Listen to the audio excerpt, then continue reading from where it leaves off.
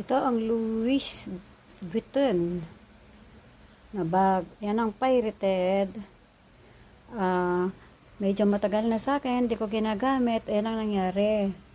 Kahit tinago ko pa, nakabalot siya nitong kanyang damit. Yan, nakabalot pa siyang ganyan, habang nakatago. Yan ang nangyari, oh. Naghimulmol.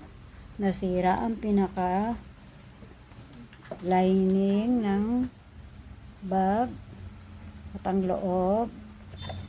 Yun, oh. Nasira na. Ang ganda-ganda sana, kanya lang hindi niya kayang bumitbit ng mabigat. Kaya hindi ko siya ginagamit kasi alam ko masisira agad. Dahil ito, oh, napakanipis nito. Kung bibit-bit siya ng mabigat. Oh.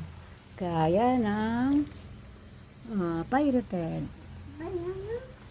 Kahit maganda siya, nung una, hindi ko pa rin siya magamit. Kasi nga, wala naman siyang, ito lang pinakalock niya, oh. Tapos, yun, ganun lang. Oh. Yan ang pirated, nasisira, oh.